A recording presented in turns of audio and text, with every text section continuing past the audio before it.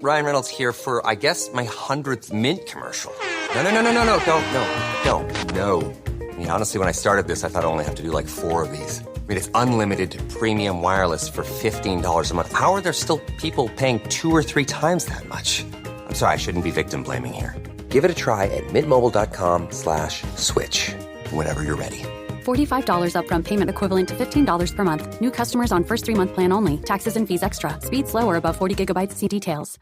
Millions of people have lost weight with personalized plans from Noom.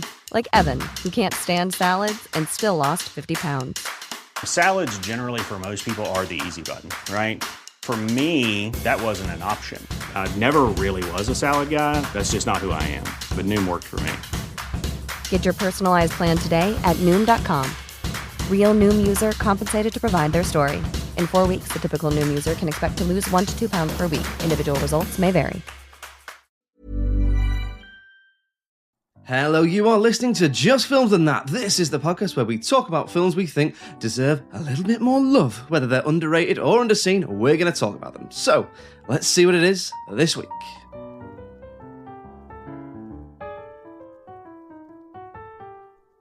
Hello, yes, you're listening to Just Films and That. Thanks very much for listening. We're going to talk about a film we think deserves a bit more love. I'm Josh Hallam. And I'm Jamie Allerton. And this week we are discussing Congo from 1995. So spoiler warning if you haven't seen it. Before we start, if you could head on over to whichever Apple site you're listening to this on and give us a little rating, 5-star rating or review, it would be massively appreciated as it helps other people to hear us and hear our thoughts on the films that we pick. We're on Patreon as well. So if you fancy supporting the podcast, getting a little bit of extra content, then click the link in the show notes and you can get ad-free extended episodes with early access to them from £1 a month. Anyway, Jamie, Congo. Hi, Josh. Congo, innit?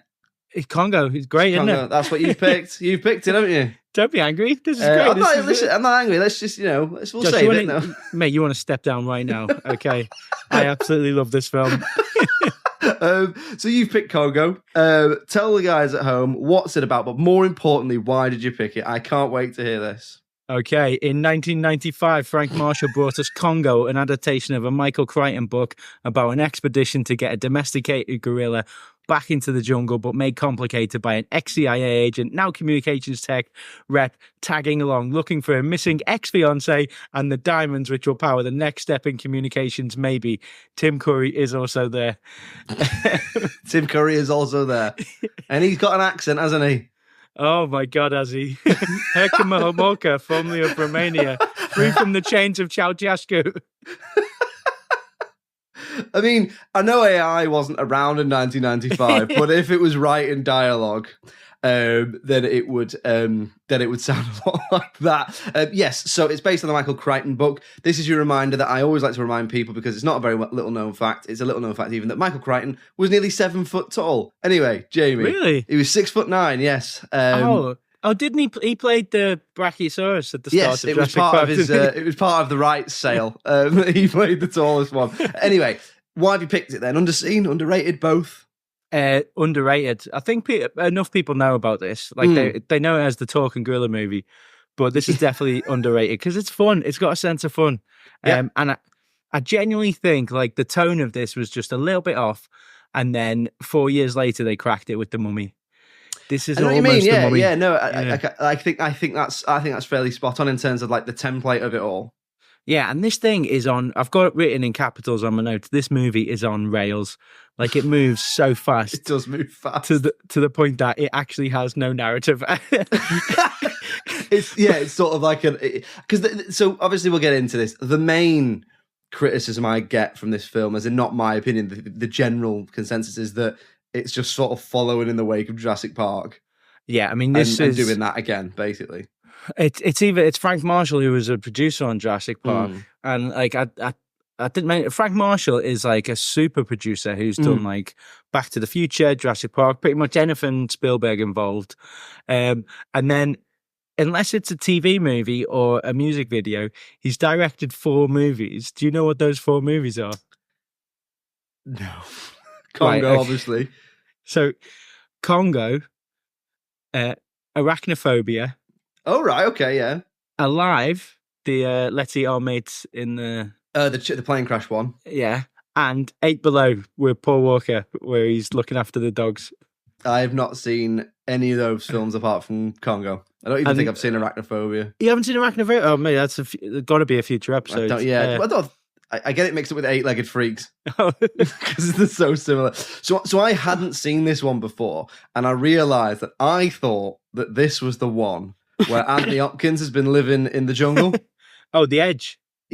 So I thought it was The Edge, but I think it might be Instinct. Oh, but Instinct. There's about 3 films where Anthony Hopkins has a big beard and I think plays someone who's lived in a jungle. But I thought that was possibly one of these. And then when I put it on, I was like, no, it's not. I think that would have been great if the scene where the kind of fellas from the tribe show up and Dylan Walsh's character says Monroe and he goes, yeah, I see them. And it's just Anthony Hopkins behind with a beard. It's like they have different levels of Anthony Hopkins. You're not truly Anthony Hopkins until you've got a full beard. He looks over and his character from Meet Joe Black just gives him a little nod without a beard. So at what point in this did you realise, this isn't the Anthony Hopkins? Oh, as soon as I saw the poster. Oh, okay. All right. Yeah, I was like, because I'm fairly certain there's no monkeys in, like, prominent monkey characters in the one with Anthony Hopkins.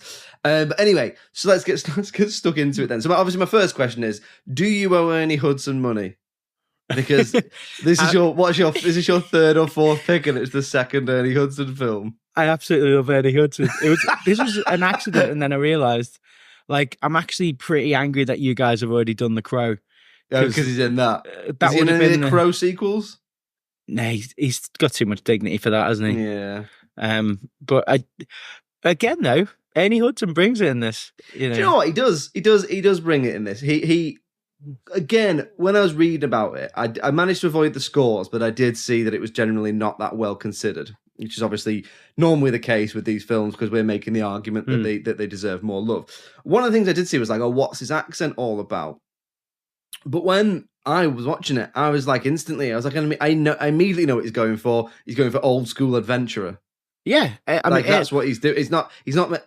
I know there's the odd point where it's like he thought he might have tried English and then decided not to.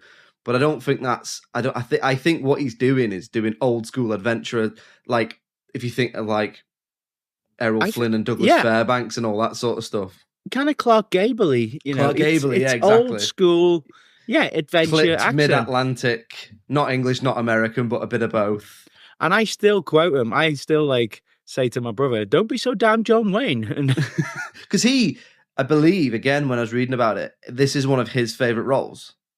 Yeah, and you can see why, because he gets to do a lot. He's really fun in it. It is, as I said before, I think this is 15% off Rick O'Connell in The Mummy. Yes, it's not far. It's not far off. It's not. He's a little bit more of a scoundrel, isn't he? Yeah, and I also like that no one really fully fits into the really boring cliche of you are the absolute best at this. No. Like you've got the dork who's coming with his gorilla, but he knows things that they don't. They all bring something. With them. Let's talk about the cast then, because I one of the things that sort of struck me when I was watching it is it's almost like a who's who of supporting actors, but they've given them almost main character roles. So you got Laura Linney in there. I've not really seen Laura Linney in a leading role apart from the odd maybe indie film and stuff that she's done. You've got Tim Curry in there who's just absolutely having the time of his life. You've got Ernie Hudson, who is normally, again, considered to be like a supporting actor. You've got... Dylan Walsh. Dylan Walsh, who I don't think I've seen him in anything. And a great Delroy Lindo. Delroy Lindo's not even credited. Joe Pantoliano, isn't even credited. And they're all just having fun. Just having a good time. Yeah, and that's... I think that is one of the biggest knock-on effects of Jurassic Park. When they cast Jurassic Park, they said, no, we don't need... huge blockbuster stars. We want believable character actors, and I do think they did get it wrong in this. It doesn't really fit that right because you've got Laura Linney and Dylan Walsh are kind of playing in more of a thriller, quite an adult thriller, I think. Whereas that involves a talking monkey that's got a Super Nintendo power arm. Whereas Tim Curry and Ernie Hudson are having like the best time. Yeah, it is a bit like they're in different films. Because it's like they're in Romancing the Stone. Who, Ernie Hudson and Tim Curry? Yeah, spot on. Yeah, they're in Romancing the Stone, and Laura Linney and, like you say, Dylan Walsh are in a bit more of a serious thriller. Yeah, and I kind of feel bad for Dylan Walsh because he is lumbered with a lot of like, just explain what's going on with the gorilla, just do this. He's a bit weak, but then I kind of like the dynamics in it. I think Laura Linney they don't go overboard on the strong female character type. No, but she just does stuff, doesn't she? Yeah, she just does stuff. Yes, like there's a great bit where there's a soldier who starts playing with her hair and she just knees him in the balls. And she already is, she's got her boss back in the evil Bond layer, but she's the guy from Tomorrow Never Dies as well. Yeah, Joe Don Baker, I think his name. Who I've only ever seen in this, Bond films, and Mars Attacks. So I think we need to say, are you trying to push a Joe Don Baker agenda onto the pod? Welcome to Joe Don Baker and that. But we'll get to him later for me, but she's already standing up to him when they're talking. She's not afraid. She sort of gives him like a bit of an ultimatum sort of thing, doesn't she? Yeah, you can tell her that's the reason why she gets hired, is because she's not a yes man. Yeah, really great characters. Like, you can tell why even Joey Pantoliano, they were like, we'll fly you out to Africa for a bit, and you get 2 scenes that are really fun. You get to wear a Hawaiian shirt. He looks like he was just on holiday. Yeah. And they went, we need you to do, yeah, I'll do it. It's fine. No worries. I'll show up for a bit. I'm not getting changed, though. All right, okay.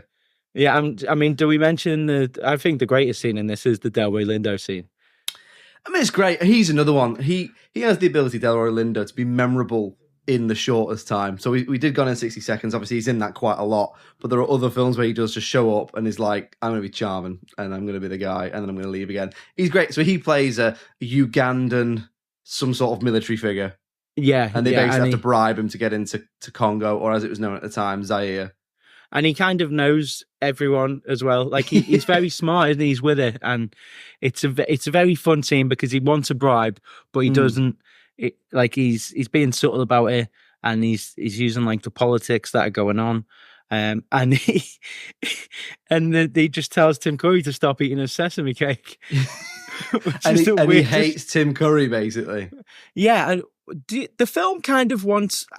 It keeps telling us like, don't trust Tim Curry, but they never give us that moment where he turns. Like, even when he's collecting the diamonds, he's like, "We're all rich, you guys." Yeah, he's just doing what you know he was going to do. Yeah, they tell you these stories of like, oh, we went into the Congo once, and then he was the only one that came out, and Ernie Hudson's the one who said, I had to drag you out, and it's like, well, that's probably not a bad thing. I don't think he killed his pals, did he? Like, yeah, I mean, so that side of things probably will come up in my dislikes, not specifically about Tim Curry, about that area of a villain in general. What else do you like about it? It's a fun adventure, and I think the kind of the humor in it is not, you've got the modern like, well, that just happened. The comedy is actually quite naturalistic. Yeah, that went well. There's none of that, is there? No, I actually do like the script, and as I said, like, they're not given great parts, Laura Linney and Dylan Walsh, but I think they do quite a lot with them. And there's really fun little character traits, like when Laura Linney's saying about all the stuff that she's got, and she's like, "Oh, the air conditioning might have been a bit much," and then Hudson's like, "Oh, shit, I'll take one." It's yes, yeah, I know what you mean. Like, they are. On one hand, it's a bit by the numbers. We've talked about this before, in that it's quite formulaic, but that's because the formula is successful for a reason. Yeah, and they've kind of tried to, an old cliche of this was the people that you have helping you. So like, you have Sherpas or the people that are helping them in this are just kind of faceless, red shirts to be killed off. And they kind of try to do with the, when everyone starts singing All the Leaves Are Brown, you wouldn't have it now because it's a bit too much.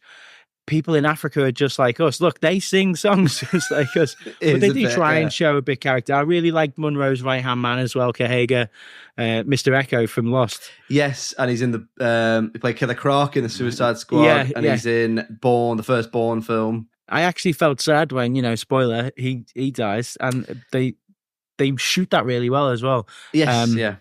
It's very adult and violent. I think this was a 12, which shocked me. Really? Is this a 12? This is a 12, which I added as an 18. I added it as a 15. It's not an 18, it's a 15. There's not that much swearing in it, but it is quite, someone's eyeball comes out and in the head first gets thrown at someone. And I mean, tonally, this is a 15 because in the first 10 minutes, you've got a horror icon, Bruce Campbell, holding up a human eyeball, and they hold on it. Yeah, that bit can fuck off. I can't do eyes. Oh, really? I can't do eyes. But also, I do like the framing of that, where he turns around. I think Frank Marshall actually shoots this really well. Where he turns around, and then they repeat the framing of that when Richard gets attacked. So you know exactly what's happened. I think it builds dread really well when you've got. Oh, we haven't even mentioned John Hawkes is in this as a little cameo. He is. He's in it very, very briefly. Yeah, and Jimmy Buffett. Yeah, Jimmy Buffett is a pilot. That's a pilot. It's literally like I honestly think they might have been on a holiday filming somewhere. Yeah. Other people there, and they went, "Do you want to be in this?" Yeah, I'll be in this. I'm literally. I'll do an hour. I'll get off the beach. Come and do it. Back again. What country am I meant to be in? We'll just say Africa. Okay. Africa's quite big. Don't worry about it. Don't worry about it. Is it a continent or a country? Don't worry. It doesn't say in the script, but don't panic about it. But I do think it builds threat quite well because you have when the first attack, when they're kind of scanning images, and they've done that. I really like that they just get a brief image of this new aggressive killer ape, and the fact that when John Hawkes sees Amy, he mistakes her for a bad gorilla and dies from sort of heart attack fear. Yeah, he's scared to death. Yeah. So, I mean, I agree with you there. I thought overall it looked pretty good. There's the odd bit, but I can sort of let that off because it's 30 years old. But I thought, like, for example, I loved Amy. I thought she was I thought she brought a really interesting dynamic because she is sort of like having a little kid with you. Yeah, well, you messaged me and said you found her quite attractive. Yeah, I did. Yeah. Well, that was private, so we'll put this in the Patreon. No, I thought that was really interesting. That, obviously there's the whole thing about it's like you say, it's the one with the talking monkey, but the whole idea is that the plot is jettisoned, is began by just wanting to take her back to where she came from. And I really like that. I really like that idea that she's more intelligent, that she can talk, that she's got certain personality traits, that because she's not quite clever enough to understand why that's not an issue, they have to just let her do what she... So like the fact that he has to be horrible to Laura Linney because otherwise she'll get jealous. Oh, ugly lady. Yeah. Yeah. I use that as well. Ugly lady, go away. Right, do you know what? I haven't mentioned my as we've gotten on with the podcast now, we do like to mention our emotion bombs. Yes, we do. Yeah. And for me, the emotion bomb in this is when Amy shows up and saves Peter. Yes. And because the music gets it absolutely right. She jumps down. They do a really good cowboy switch. Do you know what a cowboy switch is? Where one stuntman does something and then someone else. So you go... a lot of sitcoms use them now, don't they? Where you someone will go as if they're falling, dip off screen for a second, and come back up as the actor. Yeah, they have her jump down to the bad gorillas, and she goes behind a rock, which clearly I think that's just someone falling into some padding, and then someone else has come round. But it's all done really well. The music soars, and Amy's like, "Go away, ugly gorillas," and you are like, "God, yes, Amy, you saved the day. You didn't save Richard, but you've come and saved." You said Peter. The good one. You said the handsome one. I mean, I do feel sorry for Richard because it starts off with him like, I don't like going to the jungle. He keeps saying, I want to go home. The other chap bullies him for not knowing about Africa. He's really sad. And then he dies. He gets beaten up by a gorilla when he does a great one of them almost fall down the stairs where you slip a bit. Great acting there. Yeah. And then just dies from being scared to death. Okay, so we'll move on to talking about perhaps anything that we didn't like or that we change about it. Can you bring yourself to say anything for this, Jamie? It's not perfect. I can, mate. I can. This film does not make any sense at all. No, it does not. This is absolutely bonkers. like, like when you look at it, when you actually look at it, the idea that Karen wouldn't go, I think. Why is Bruce Campbell her ex-fiance? Do you think that was because they wanted to have a hint of a romantic relationship with her and Dylan Walsh? So in it, he is. So she works for a technology company, a shady technology company that's run by Joe Don Baker, and I think Bruce Campbell's his son, and then they used to be engaged. Is that right? Yeah, Bruce Campbell's his son. They used to be engaged, but she still works there. Yeah. And she still is clearly affectionate towards him. It's not. Yes, yeah. When they have that conversation, it's one of people who like each other. So the engagement clearly just fell through. Yeah. But when you think like what the dramatic tension would be if she's actually going there to save her fiance, that makes more sense. Because there's no romance anywhere else. So if she was going there, it's almost like, I wonder if there's almost an element of like, it could only ever be the other way around. It couldn't be. If Bruce Campbell was the main character and she was lost in the jungle, I wonder if knowing what is fairly commonly known about how these films are made and how producers look upon things like female main characters. Yeah. She needs to be single. She needs to be attainable. Yeah, it's like the whole thing, like, why is there no, for a long time there was no female superhero action figures because they said people wouldn't buy them. This is that sort of thing, isn't it? You've got 100 behind you, so yeah, loads of them. We prove them wrong. I'll buy them. I'm not telling you what I'll do with them, but and also there's an element of racism there because I do think if the Ernie Hudson character was white, they would have played up like he's the dashing rogue and she's the single woman. Yes, in an instant.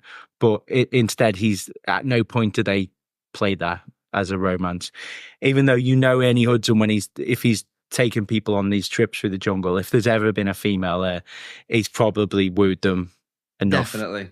He's a proper rogue, isn't he? He's a proper scoundrel in this. He's up there with Han Solo, and it's a shame that we didn't get more, dashing Ernie Hudson. He is, because he's actually white in the book as well, which is why he makes the joke, I'm the great like hunter, except I'm black. Yeah. It's a little bit like the Shawshank Redemption thing. Why do they call you red? It's because I'm Irish. Yeah. He's Irish in the book and he's not in the film. Yeah, no, it was a great choice as well, because I think if you have all these white characters, then that does become the white people going into the jungle and then the expendable black people helping them out. So I think Ernie Hudson, like, he is the it's not even the hidden gem in this. He is the best thing. I know. And you're looking at a film with Tim Curry doing an accent and still Ernie Hudson comes out on top. This is the official Ernie Hudson appreciation pod. I forgot that we're doing dislikes. I guess my dislikes is that this didn't lead to more stuff for Ernie Hudson. We should probably touch on the cartoon villain that is the dad, John Baker. So that's my main point. So my main point is, I think, yes, it is. It's a bit by the numbers, but I don't mind it being by the numbers. Is a bit exposition dumpy in the dialogue. You say there are moments where they just go, the audience needs to know this, so just have someone say it and that's it. There's stock characters in there as well, which I don't particularly mind, like Richard Grant Hesloff's character, like you say, he's the sort of whimpery, wimp, basically, who just spends the whole thing being like, I need to go, guys, what's it? And you just look at him thinking, well, you're going to die. There's no way you're surviving to the end of this You're film. going to be beaten to death with your own arms, don't worry. But the main issue is that I just don't, there's a lack of a strong villain. So there isn't like a main villain really, because you can't say, the main threat's the Grey Apes, but you can't say they're villains because they're just in their home. Just defending their home. It's sort of hinted that it might be Tim Curry, but do you know what? He's too likable. Yeah, and you watched it going, I don't care if this guy gets all the diamonds. They put a bit in where it looks like maybe he's going to say something racist to Ernie Hudson, like he snaps. Yes, yeah. Because Ernie Hudson has been pushing him. But that, I feel like they put that in because they were like, oh God, we've given him a really violent death. And actually, he doesn't do anything. Like, all he's saying is... He's not bad enough. And he's not even hiding the fact that there's treasure. It's not like he's going, when we get there, I'm going to kill you all and keep the treasure. He's telling everyone, there's treasure here. We're going. I'm happy to pay. Why don't we share it? Yeah. But on top of that, it would have been a lot more interesting if the Joe Don Baker character feigns the fact that he's sending it to get his son back, and then, through some kind of action, it's clear that he actually cares about the diamonds and not his son. That's more interesting, because she knows right at the start when she gives the ultimatum, where she's like, if I think you're sending me for the diamonds and not Charlie, and he's playing it like a super villain anyway. There's no nuance there. Yeah, no, there is, and then, there's a problem with that. There's also a problem with the fact he's in two scenes. He's in a scene at the beginning and he's in a scene at the end. So when, if anything, I think there's actually, speaking of emotion bombs, there's meant to be that emotion bomb at the end, which is he snaps at her like, did you get the diamonds or not, sort of thing. And she is meant to be like, click, right, he doesn't give a shit about his son. He's a cold, horrible bastard. He just wants the diamonds. But that emotion bomb didn't go off because it just felt unearned. No, yeah. I'm just like, who is this guy who's supposed to be? Is he the villain? He's sort of, if there's a main villain, it's him. But it just doesn't. He's not in it enough to deserve that outburst, and so that heft is just sort of gone because he's just a guy. Yeah, and that also leads to the stakes in this don't make sense. Like, is he after one diamond so that they can replicate it? Is he after many diamonds? He keeps saying this is going to change communication. By the way, I don't think that's how lasers work. Yeah, it's blue diamond. It's a laser that you can shoot apes with. It's like a laser gun, pew pew. But it's also a laser that you can fire through the atmosphere to a satellite from the ground. It's powerful enough to kill just a mammal. Yeah. And it's powerful enough to shoot a satellite out of the sky from a standing ground star. Well, I didn't mention this in likes, but I do like that she gets a cheesy one-liner that I actually do punch the air with when she says, I'm putting them on the endangered species list. I was like, yeah, you are. Yeah. No, it's great. Listen, overall, I had a good time with it. It's like you say, it makes no sense, and there is just there's not a lack of jeopardy, so it gets away with it, but there's a lack of a villain, and it just sort of makes you go, meh. Yeah, and my only final issue that I've got, it dips its toes into African politics, but doesn't really. It plays in the pond, but doesn't tell us how to swim. Like you get a little bit of like, oh, there's a civil war. If you're gonna do that, tell us more about it. Base some of the things that are happening on historical events. Wouldn't the Zaire military continue chasing them? Like they shoot down an ex-CIA person who looks to be helping a coup. And then they clearly see their parachuting down. Would you not give chase? Would that not be like something? They're just like, well, they're on foot now, so let them go. Fine. Be fine, won't it? Like, I just think that, it's in terms of like the politics of it. There's one really badly filmed scene where Ernie Hudson takes over that military truck. He pulls a gun on someone. And in one shot, he drags the guy out, they all get in, and then the car does a U-turn, and about 20 feet away, they're at a gate of people who would have just seen him take that truck.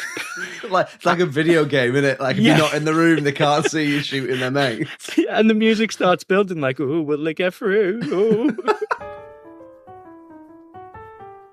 Okay, so we'll move on to talking about the critical reception, and then we'll decide, is Congo underrated?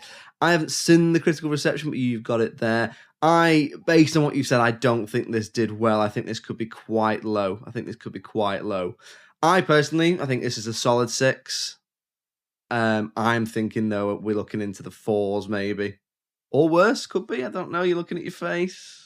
So, there's a happy story here. I'll tell you the box office. So, right, okay. On a 50 million budget, this made 150 million. So it was successful. Yeah, so money wins. That's fine. Yeah.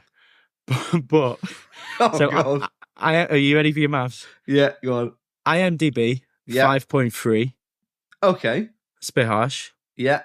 Audience score on Rotten Tomatoes, 29%. Right.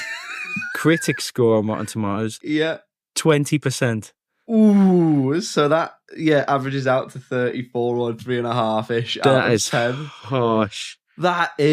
That's very hard. It's not that bad. It's flawed. It's it's a bit by the numbers. It's lacking a villain that but it's not offensively bad. Anything below a 4, I'm thinking it's like, this is a slog. Do you know what I mean? And it wasn't. And it's like you say, it's got a great pace to it. And when it's you got look at really likable characters in it. if you look at the Jurassic Park franchise, this is better than what now? 5 of them, I think. Has there been 7 Jurassic Park? Oh, there's 3 originals, and I think there's 6, isn't there? There's 3 originals and 3 of the Chris Pratt ones. So I think the first one and The Lost World are better than this, and then the rest are. I'd watch Congo over any of the other Jurassic Parks. Yeah. I've only seen the first new one where he contained velociraptors, and obviously the classic Jurassic Park. So yeah, and I mean, who invented taming an animal? But Congo, Yeah, that's it. Those velociraptors ain't talking, are they? Ugly raptors, go away. So yeah, I think that is a solid, one of the most solid underrateds I think we've had. Yeah, 20% critics. I mean, I know Rotten Tomatoes is flawed, but when I saw that, I thought that is insane. This is not a bad film. No, that's bad. It's not. There we go then. Congo is underrated. So yeah, definitely underrated. Josh, what are we doing next week? Yes, so next week I thought we'd take another dive into the pile of listener suggestions we've got scurried away. So next week we're going to be watching and discussing Paths of Glory from 1957. Oh, is there any Hudson in that? I won't want to spoil it. I wouldn't want to spoil it for you. Yes, so join us next week. We're going to be talking about Paths of Glory. In the meantime, if you'd like to get in touch with us and make another listener suggestion, we'll add it to the list. It's filmsandthatpod@gmail.com. We're on all the social medias. If you just search for Just Films and That on Facebook, Twitter, Instagram, YouTube, and TikTok, and you'll find us. We're always putting content out there, so do give us a follow. Then all that remains to be said is thank you very much for listening. We'll see you next week. It's goodbye from me. Cheerio! Bye!